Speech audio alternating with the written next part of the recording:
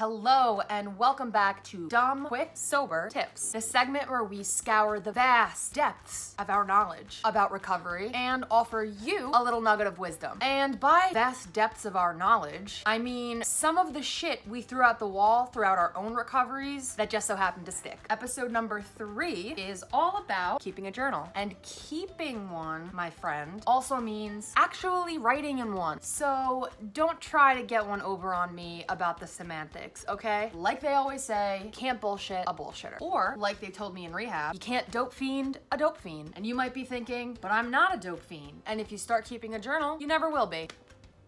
Jesus Christ. Let's get started. I've kept a journal on and off since I was 16 years old, which was a very long time ago. It's always been a meaningful outlet for me, even prior to getting sober, which didn't actually happen until I was 26. I'm now 30. Shh, don't tell anybody that. And writing in a journal plays a huge role in my day-to-day recovery. It's not just us at Young, Dumb, and Sober who suggest the use of a journal. In fact, plenty of sobriety programs and mental health professionals suggest writing in a journal regularly. For instance, consider 12-step programs. Since 12-step programs vary from person to person, given the fact that how you get through the steps will heavily depend on how your sponsor was taken through the steps, the role of journaling might get switched up. But generally speaking, the 10th step, which is continue to take personal inventory and when we were wrong, promptly admitted it, encourages nightly journaling. Like I said, people have different ways of doing the steps and different ways of doing step 10. So I can only speak on the way that I was taught to do it, which was at the end of each day before I go to bed to write down any incidents or emotional upheavals or just things that stuck out throughout the day, especially as they related to other people, and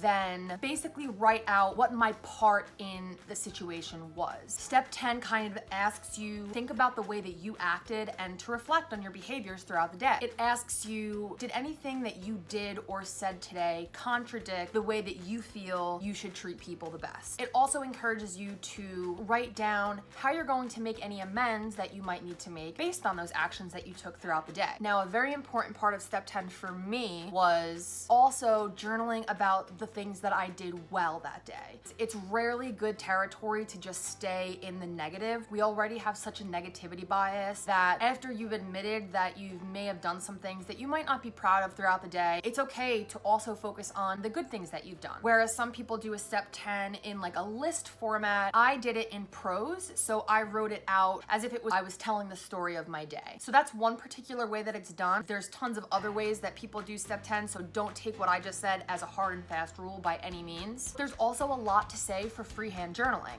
Julia Cameron of The Artist's Way suggests something called morning pages. Morning pages are 3 pages of longhand stream of consciousness writing done first thing in the morning. One of the key things that Julia says is that there's no wrong way to do morning pages, which is great for people who tend to get stuck in their heads and don't know how to quite get started. Morning pages is probably perfect for you because it's literally just a matter of opening the book, putting pen to paper, and writing whatever comes to mind. And it's for your eyes only, so you don't have to share it with anybody if you don't want to. Morning pages provoke, clarify, comfort, prioritize, and synchronize the day at hand. So if you're gonna try this, also try not to overthink it. It's supposed to be a very freeing exercise. I know, easier said than done, but morning pages are what I do now, and they are extremely helpful for me. It lets me get out all the cobwebs that I gathered in the middle of the night, clean out my brain before I start the day. Another way to approach journaling is using prompts, and there are tons to choose from. If you're new in recovery or in sobriety or are just sober curious, you're kind of getting a feel for an alcohol and drug-free life, it might be helpful to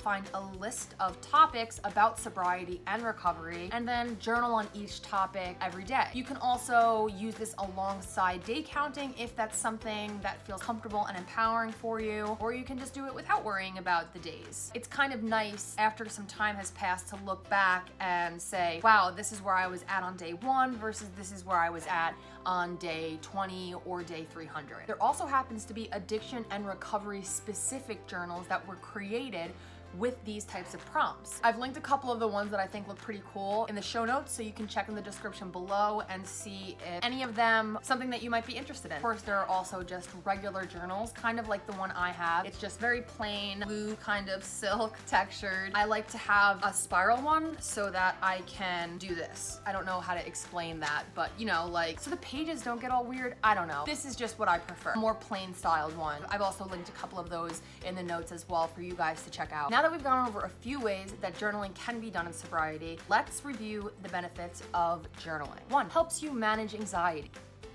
It evokes mindfulness. It strengthens your self-discipline.